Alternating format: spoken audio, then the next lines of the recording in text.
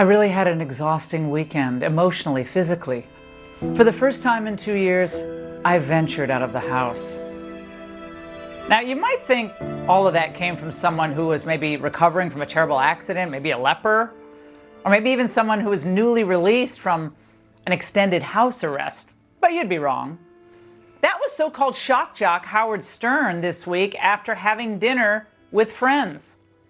So wait, what kept him living the life of a hermit? He was so paralyzed by the fear of COVID that he isolated himself from the world. But he could be forgiven when seeing headlines like this: COVID-19 boosters could prevent about 90,000 U.S. deaths this winter, but only if more people get them, analysis suggests.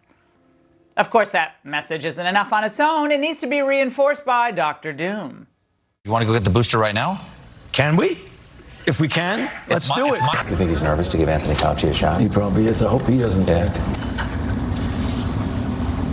That's it. There's the moment. There you go. But is St. Anthony's cell job working? Analysis of new CDC data reveal that just 5.9% of people who are eligible have gotten their updated boosters. Seems like Howard's audience isn't the only one tuning him out. Joining me now is Dr. Marty Makary, professor at Johns Hopkins School of Medicine and Fox News contributor, and Dr. J. Bhattacharya, professor at Stanford School of Medicine. Dr. B, long COVID, I guess, would be a more apt description for what this has done, really sadly, to so many members of society who are still triple masked and afraid of crowds. And what have we done to people? It's really shocking, Laura. I call it institutionalized hypochondria. What we've done is we've created a group of people who are now afraid of interacting with other people. Public health has taught us to treat other people as biohazards, and I find a hard time laughing about Howard Stern. I just feel sorry for him, and it's not even his fault. It's public health's fault for creating this messaging that we are all dangerous to each other. And I think public health really should work to scale that back as rapidly as it can, because it's really hurting people all across the country. Now, Dr. Makary, I want you to hear what's been keeping Sanjay Gupta up at night. Watch this. COVID is still around. I think that's very clear. Still, boggles my mind a little bit that we haven't seen more protective measures taking place in the form of these boosters. Tens of thousands of lives potentially saved if we increase the uptake. Dr. Makary, I mean, COVID deaths, hospitalizations, infections, all of it's down, natural immunity's out there, etc. What is going on with Sanjay? Well, look, we can't eradicate all viruses and bacteria from planet Earth. They circulate, and it's endemic. And I just don't understand what he's talking about, because almost everyone in America has had Omicron. And there's nothing more intellectually dishonest to me than for a doctor to recommend immunizing someone already immune. The FDA never wanted this vaccine for Omicron to be out there, the FDA experts. So they bypassed the experts. They didn't have them vote. They relied on data from 8 mice. They didn't disclose the public data, and the public's not buying it. They're basically saying no after the White House pushing it hard for a month.